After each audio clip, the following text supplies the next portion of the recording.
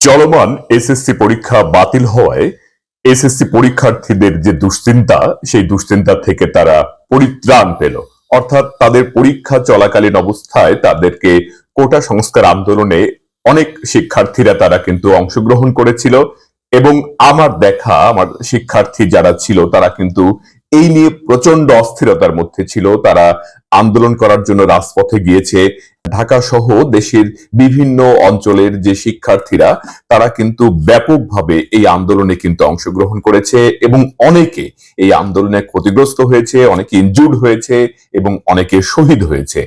এই প্রেক্ষাপটে যে বর্তমান যে অবস্থা, অর্থাৎ তারা বেশ কয়েকটি পরীক্ষা এরই মধ্যে দিয়েছে এবং পরীক্ষা চলাকালীন অবস্থায় এই আন্দোলনে তাদেরকে অংশগ্রহণ করতে হয়েছিল এবং এই আন্দোলনে ইউনিভার্সিটির ছেলেমেয়েদের সাথে তারাও কিন্তু আন্দোলনের গুরুত্বপূর্ণ পার্ট এবং এই কারণে কর্তৃপক্ষ তারা যেহেতু অনেকে আহত হয়েছে এবং অনেকে এই নিয়ে অত্যন্ত দুশ্চিন্তা দুর্ভাবনার মধ্য দিয়ে সময় পার করেছিল। অনেকের বিরুদ্ধে তাদেরকে অ্যারেস্ট করা, তাদেরকে জেলখানায় যাওয়া এবং তারা অনেক বেনিফোলেন্ট কাজকর্ম এর মধ্যে করেছে। ফলে সিদ্ধান্ত নেওয়ার ক্ষেত্রে বোর্ড কর্তৃপক্ষ যে সিদ্ধান্ত নিল, এই পরীক্ষাটা তারা বাতিল ঘোষণা করলেন।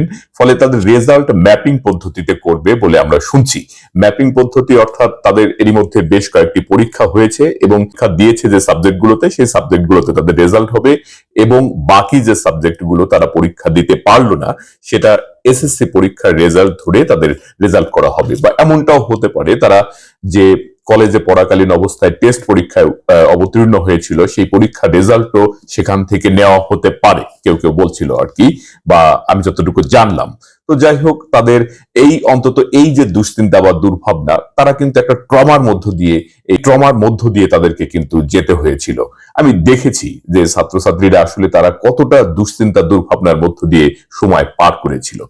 ছাত্রদের ধর্মই তো হচ্ছে ছাত্রদের যে মানসিকতা, 18, 17 বা 19 এই এজটা কিন্তু তারা পার করছে। ফলে এই আন্দোলন থেকে তারা কোনোভাবেই নিজেদেরকে দূরে রাখতে পারছিল না। তারা একটু ফাঁক ফোকর পেলেই বা তারা সব সময় এই চিন্তার মধ্যেই কিন্তু তারা ছিল। এই কারণে এই আন্দোলনে তারা অন্যতম অংশীদার।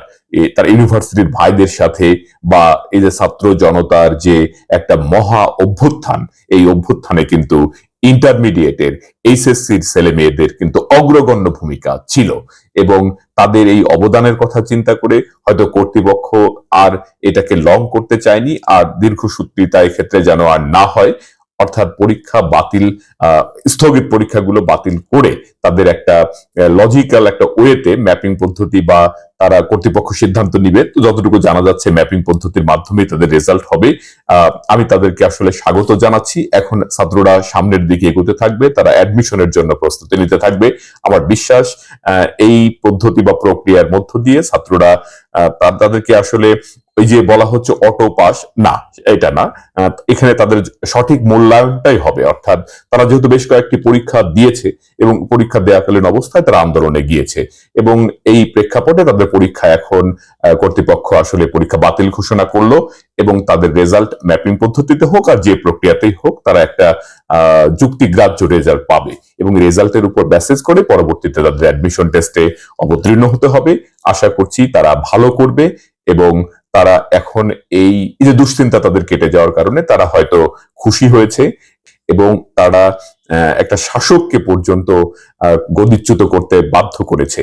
সব মিলিয়ে তারা আসলে সফল হয়েছে আর পরবর্তীতেও তারা সফল হবে তাদের পরবর্তী পথ চলার ক্ষেত্রে।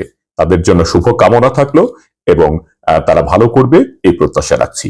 ধন্যবাদ।